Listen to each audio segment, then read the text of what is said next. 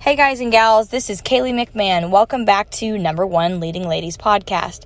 Today we have a guest with us. Her name is Brittany Melville, Melville, you can correct me if I'm wrong, but she'll actually introduce herself, and I'm really excited for today's session because it's going to be different. Normally I ask, three loaded questions about building someone's business and struggles and that kind of negative stuff, if you will, with solutions, but she's actually going to be educating us a little bit today on investing, on how you can invest, on many different vehicles of how you can basically become an investor. So this is something I think I'm going to share several times after this. But Brittany, if you'll go ahead and introduce yourself, that would be awesome. Sure. Thanks, Kaylee. Appreciate you having me on. I'm Brittany Melville. I am with a company called Next Generation out here in beautiful New Jersey. And we are a women-owned business. We've been in business for about 15 years. And we primarily specialize in self-directed IRAs. So whenever you want me to get into that, Kaylee, I'm happy to expand on what that means and what that could mean for investors as well, and some of the opportunities that could afford. Sure. So like a lot of my friends and family and whatever, doesn't matter who they are, I'm realizing that people always have this first, it's always mindset, but part of the mindset is it doesn't even matter what your age is, but long story short, or what you did for a career, or that you cash set aside in an account to invest. People are like, I can't become an investor. I'm like, yes, you can. I did it in my 20s, and I came from living under a bridge. You can do it. So, pretty much, there's multiple ways to do it, but they're like, I don't have the cash. I'm like, that's fine. Did you ever work for a while for a big company? They'll usually have a 401k or an IRA or something where you've got some money set aside from your paychecks. And then sometimes they'll match it. That's what my old company did. But anyway, when you leave that company, you still have that account in your name. It's still yours. But once you're not with that company anymore, you can then do stuff with it. So I was able to do that. And I'd like you to kind of walk our listeners through what their options are. And I think everyone listening would be pretty surprised at how quickly they could become an investor. Sure. So I think the common conception is that when you have these 401ks or IRAs, you go to a financial advisor, you invest in the stock market, and that's it, right? Like your options are stocks, bonds, and mutual funds. And a lot of the brokerage firms out there market this very heavily, and that's great. But what they don't tell you is that you do have more options than just what is publicly traded on the stock market in terms of using those retirement accounts. So what self-directed IRAs allow you to do is open up allowable investments to include private things like real estate, like private equity, like lending and notes, JVs, syndications, partnerships, even foreign real estate. There are just so many things that are out there as options in terms of utilizing these retirement funds that a lot of people may already be investing in with their personal funds, right? Or like you said, Kaylee, maybe they're looking to make these investments and they're excited about them, and then they realize they don't have enough cash, and they don't realize that they can utilize some of the cash in a retirement account to do these things. So one of the things that's going to afford you is, one, a hedge against some of the stock market volatility. So it's good to have, obviously, be invested in the market, and everyone has varying opinion on how they feel about the market. Mm-hmm. We won't get into that, but I think what we can't deny is that the market tends to be volatile, right? So we have good years, we have bad years, we have peaks and valleys, ups and downs, and we don't have a lot of control over what's happening with the market in general, right? Mm-hmm. So if we put our hard-earned dollars 100% into the market and then we lose everything, like a lot of people did, back in 07, 08 era, that can be very heartbreaking and life-altering for a lot of people. And what some people would like to do is further diversify outside of those publicly traded assets and take some of those funds, or all of them, depending on what your preference is, and put it into some of these other private, like we said, alternative assets like real estate and private equity, right? So what that's also going to do is give you the ability to go out and choose an investment that you want to do, that you feel maybe strongly about, you feel good about, you feel passionate about, and then be able to take funds from your IRA, put them into a self-directed account, and then working with a company that can service that type of account, you can make that investment. And then obviously what that's also going to do is, as a benefit to your retirement account, is when you yield earnings on that investment, those earnings are going to go back into your self-directed retirement account, and they're going to be tax sheltered. So depending on the type of retirement plan that you have, you're either going to be tax deferred earnings, meaning that they're going to grow over time. You're not going to be responsible for paying taxes until you start taking funds out later in life when you retire. Or if you have, like, say, a Roth IRA or a Roth account, those are actually, all those earnings are going to be tax-free for you. And you can withdraw them at a qualified age with no tax consequences. So it's a pretty powerful tool. So I think as far as advantages and kind of just conceptually high level how it works, that's the idea behind this strategy. And again, really just being educated on how to set it up, the steps in the process, some of the guidelines that are important for you to be aware of is key to being able to do this successfully. Yeah, awesome. That gives, I think, a really good 30,000 foot view of the different, I guess, what you call them, alternative investments, right? Correct. Kind of non-traditional or alternative investments. Yeah. So I like that as far as being able to invest in physical assets. There's a lot of different opportunities that the listeners, have, or people have with their self-directed accounts. Now, can you kind of walk us through what the process looks like? Because, I know it all too well whenever I have a friend or someone I know that's interested in one of my deals, for example, and they're like, okay, now what? And so the first thing that I usually ask, I'll usually meet these people at, your meetings or at a custodial meeting like that, and they're like, well, what's next? Like, well, you have to open an account, and honestly, you should already have one open, but then you need to essentially get a hold of your current custodian and then follow their process for moving over funds to a new custodian where you can now self-direct. So I guess there's like trust accounts, there are IRAs, there are 401ks. Can you kind of walk us through what that looks like whenever you're moving an account? How does that work, and kind of the time frame-ish? Sure. So first, as you mentioned, you need to, in order to make this happen, you need to establish a self-directed retirement plan. So if you have an IRA with like a Fidelity or a Schwab, for example, or some other type of plan, they're likely not going to hold these investments. So you need to find a custodian, which is basically going to be like a trustee of your account, which is a company that's qualified to hold these types of investments in order to help you open that account. So the custodian is going to send you an application to fill out. You will have to choose your account type. So there are many different types of retirement accounts that can be self-directed, which is great because it affords you the options to choose. And you're going to come across your typical traditional tax-deferred IRA as an option, a Roth IRA you can open. If you are self-employed, there are also options for you there. So there's a SEP IRA, which basically, without getting into too much detail, is going to give you more ability to contribute funds out of pocket to stash away into that plan. And then there are also other qualified plans for employers, like 401k plans, any other type of, like if someone has a business and they have a profit-sharing plan, a pension plan for their own business, even those can be utilized in most cases.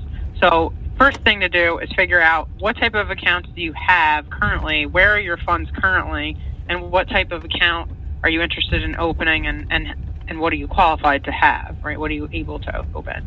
So once you make that determination, and you can do that with some guidance and education from the custodian as well, and possibly an accountant or a tax advisor that you work with on your personal matters, then you'll complete that application and submit it to the custodian. The custodian opens your account and holds it for you. So everything will be in the name of your retirement plan, and the name of the custodian will also be included on that naming convention. So it takes usually about 1 to 2 days to process an application application and get an account established. So then that's step one, right? So you've got an account open now in your name. It's a self-directed account. And then the second piece of the puzzle is getting the funds that you have elsewhere moved over into the new account. So then you're going to look at what type of account are the funds in currently. So most often we're going to find that people either have them in an employer plan, which might be a 401k, a 457, a 403b. Those are just for, there are types of other government employer-sponsored plans, or, if you work for a hospital or you're a teacher, they're just going to be other types of employer plans. But all of those can essentially be what's called rolled over into your new plan, if you are eligible to roll those funds over. So what that means is if you're still working for that company and they're still contributing to your 401k or your plan, there's the chance that they may not allow you to move those funds out. Once you're, as Kaylee said, no longer working for that company, you're entitled to those funds, and you can take them and you can roll them over into a self-directed account. So in order to do that, once your account's open, you would simply contact that institution that's holding your funds, and you would request a rollover and follow their processes. And then they're going to send those funds directly, in most cases, from their institution to your new custodian, who will then deposit those funds into your self-directed account. Yeah. The other situation we come across often as well is you might already have an IRA somewhere with, as we said, like a Fidelity or Schwab's of the world. And in that case, what's going to happen is it's a slightly different process. It's called a transfer of funds between IRAs. And that process is actually initiated by your new custodian that's holding your self-directed account.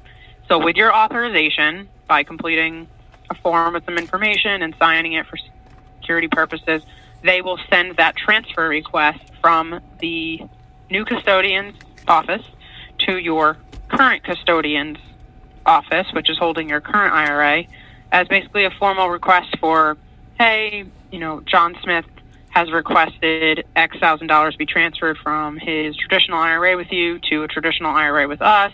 We'd like it to be sent via wire, etc. So all the directions are on the form.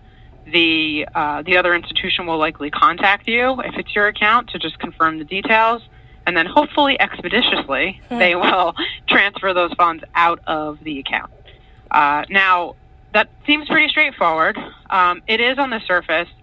Usually the biggest issue that people tend to run into is the timeline on all of that happening, because there are, as you can see, there are a lot of moving parts, and there are some variables that your new custodian doesn't have control over. So, for example, if you have to do a rollover out of your old 401k, how quickly will that institution process your rollover and send the funds out? We don't have full control over it. Of course, we can always follow up and check in, but that process can take anywhere from really like a few days to a couple weeks. We've seen it take, a couple weeks for funds to be sent out. Yeah. So why I say that is because common question we get is, how long does it take to set everything up and make an investment? To open an account, be ready to make an investment. It takes several weeks at a minimum because of these things. Yeah. So if you are interested in doing self-directed investments, it would probably behoove you to have an account established in advance, and then try to think about getting funds moved over. So at that point, when you're ready to make an investment, you're not scrambling to set up a new account and try to get the funds moved, and then you're up against an investment deadline, and now, there's pressure in that situation. So yeah, hopefully that helps. No, I totally agree with that sentiment, because I was going to say that's probably like the biggest thing that we run into. And when you're closing a big deal, like we do multifamily, those deals are stressful enough as it is, as far as making sure we have all the money raised, making sure we have all of our documents that our investors have to have filled out before we can even basically look at them. And then depending on how they invest, then we've had experiences where I would just say usually takes I just give it 4 weeks, sometimes it's less, but to get their account, if they haven't rolled over an account into a self-directed account yet, they're like, oh, I've got money. And I'm like, okay. But what we come into, I don't know, what we experience, I guess, or have several times is we'll have a good project, an Doesn't matter if it's ours or someone's house notes or however, but if you find a good project that you really like, what we've also seen is sometimes we become oversubscribed. So someone that might want to invest with their IRA a decent amount too, and they're ready to go and they like it, because of the time frame that it takes, we have some investments we have to close and can't let any more people in because we have raised what we needed to and we don't have any more spots left, and so then they miss out on that investment. So yeah, I agree that, honestly, having your account set up, having the funds moved over, and if you're looking to invest, in the next 3 to 6 months or whatnot, I would go ahead and just have it funded. And then when you find the right deal, jump on it. Because we have to do the same thing. As operators, we don't find very many good deals out there in the market currently. And so we kind of, I've had to set up a personal line of credit and some other resources to be able to put that earnest money deposit down or keep my cash ready.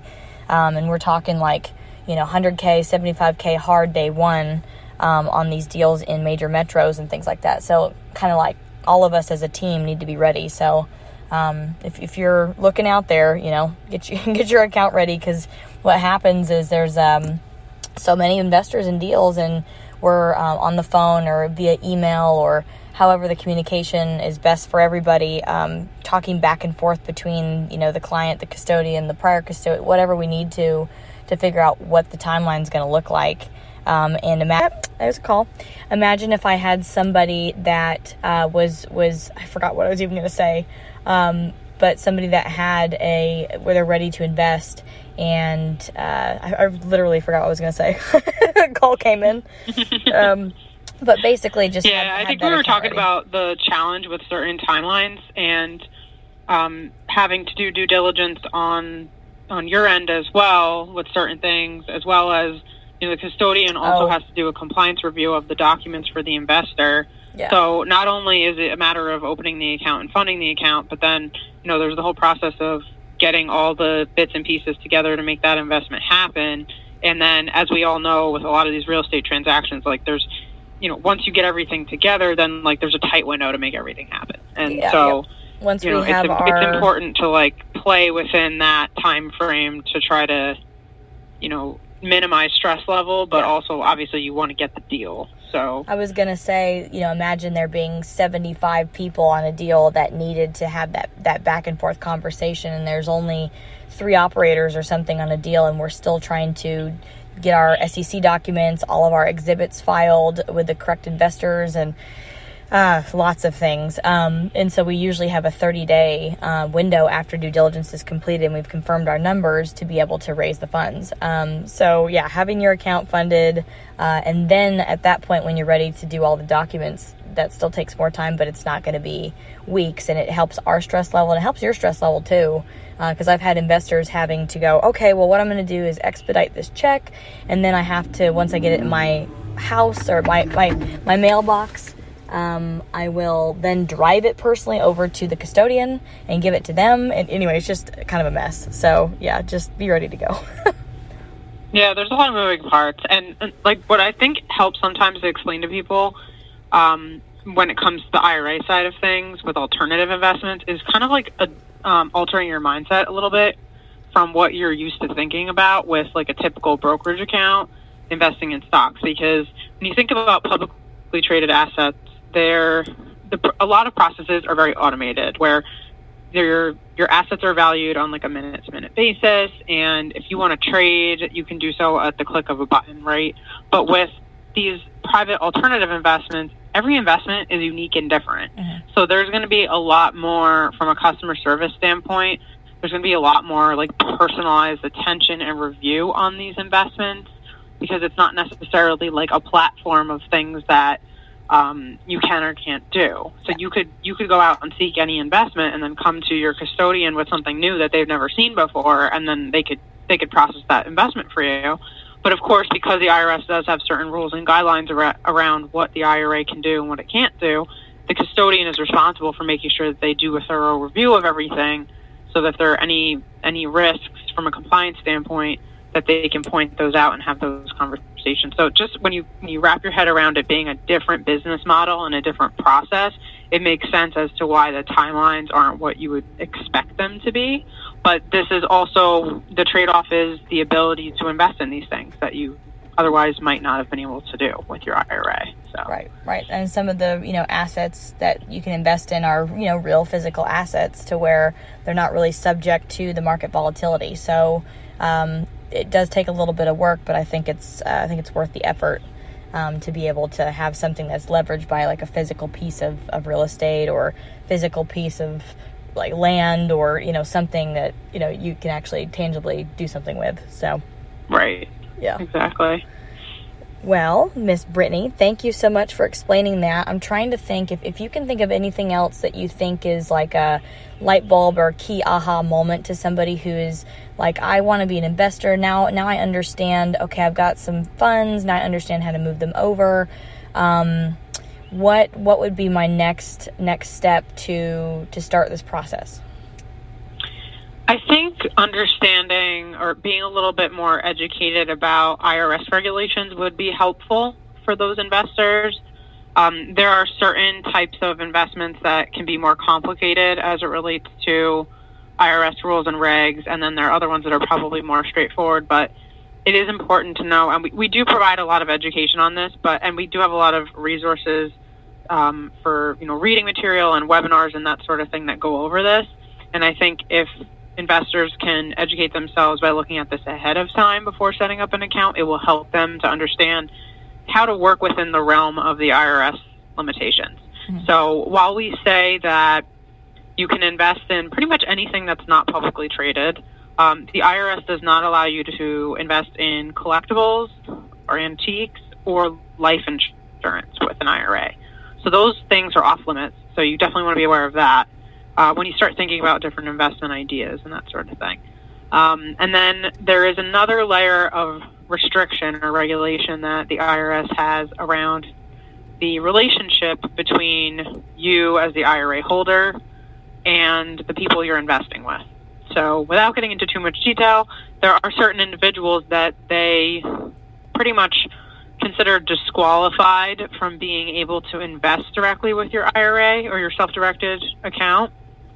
And they're mostly family members, like ascendants and descendants, but it's just something I would suggest that an interested investor read up on or contact a custodian to learn more about, because there are instances where someone might come to us with like this grandiose real estate investment idea, and then we have to be the bearer of bad news to tell them, the IRS won't allow that particular structure or that particular investment due to the relationship between you and the individual. So usually if it's an arm's length, like passive real estate investment, you're not going to have an issue. Like with a syndication or, private equity deal where you're just, investing in an unrelated, entity, that's fine. It's more so when people get into like very specific real estate transactions involving a lot of different people. Mm-hmm. That's something that you'd want to read up on a little bit more or ask questions about to determine if the IRS will allow for us to hold that particular investment. And then I would say the other thing too is that sometimes what people think is, because we kind of touched on at the beginning of this, that people might have limited funds to work with.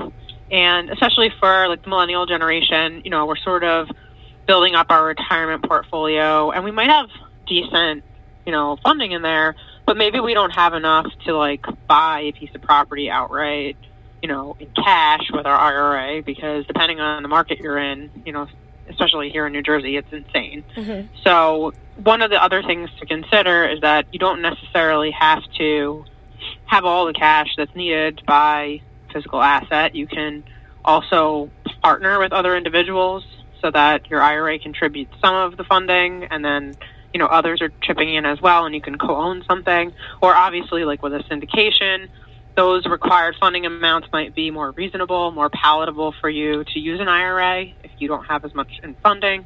So there are a lot of different ways to structure investments as well. So I just don't want people to think that like you have to have six figures to be able to do something, and if you don't, then you're off limits. No, definitely not. For our stuff, we've done deals, 50K is usually the average for ours, but we're buying things that the raise alone, like the building is like $23 million. So that's, I think, reasonable comparative to the total purchase. Now, I have used my self-directed accounts to buy house note partials, which is like the same thing, but different. Instead of it being an apartment building, it's like partial shares of a house. So all of us go in on the note together. And anyway, but I've been able to use smaller amounts like 5K, 10K, stuff like that. And investors I've had left over from our bigger deals, they're like, well, I still have like 5K in the account. I'm like, well, go do there's plenty of options out there that are not huge amounts. And you definitely don't need six figures to invest, for sure. Exactly. Yeah. The only disclaimer I'll throw out from our end is that we're not fiduciaries. So we don't have the capacity to provide financial advice. So if somebody is looking for investments and they want to know kind of like what they should invest in, it's something that they can either decide for themselves if they have experience in that space, or if they wanted to use an advisor or speak with somebody that could provide them some more guidance or endorse a specific investment. They can certainly do that. It's just not something that we're going to be able to do from our perspective. Our role is really to be a neutral third party in the transaction, where we are reviewing, again, from a compliance perspective, because we do have obligations to do all the record keeping and reporting on the accounts to the IRS. So we'll look at it to tell you whether, yes, we can hold this investment or not, and then yes or no, the IRS will allow this investment. But if it's like, how do I structure, what investment should I choose? I guess, the beauty of it is really like whatever you want, almost whatever you want. Right. So. Okay. Well, that's awesome. Now, speaking of education, how can our listeners get some education from your company? So the best way to get in touch with us is through our website. It's nextgenerationtrust.com. And on there are going to be lots of educational resources. Depending on your areas of interest, you can read up on a bunch of things on the website. You can also download a bunch of webinars on demand on a variety of different topics. Awesome. Those are all played through YouTube.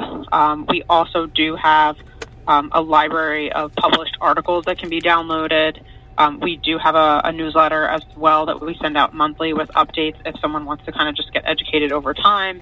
And then if you wanted to speak with someone directly, there's an option to schedule an educational session one-on-one with somebody over the phone, or you can, if you feel more comfortable, submit an inquiry through the website, just like a written inquiry, and then have somebody get back to you. And we also have live chat on the website. So depending on how you like to communicate, there are a lot of different ways to get the information and then get in touch with somebody through that same site. Okay, awesome. And if anyone that's listening today has questions for you, how can they get a hold of you? So they can send me an email. My email address is Brittany, Brittany, and the letter M like Mary, so Brittany M at nextgenerationtrust.com. Also through the website, most of the time if you submit an inquiry related to opening a new account, I will be copied on that. My team receives it as well, but I'll see everything that comes through. So if someone specifically asks for me, or even just calls the office and asks for me, one of the nice things about our model is we're sort of like a boutique firm, and our customer service is very personal. So if you call, somebody will pick up right away, and if you ask for me by name, they'll know who I am. So it won't be very hard to get in touch with me. Awesome. Okay, well, I guess that is pretty much everything. We're close to our ending time right now, so I'm going to go ahead and let you go. And thank you, obviously, for your time and educating our listeners. That's the biggest, most important thing that we have right now, especially hearing from a woman's perspective. It's important on our podcast that we have that, because I really want to show women that you can do it too. So again, Brittany, Sure. Thank you for your time. And if anyone, like we said earlier, is interested in getting a hold of her, she just gave the contact information, and we'll see you guys next time on Number One Leading Ladies. Thanks for your time. Take care, everybody.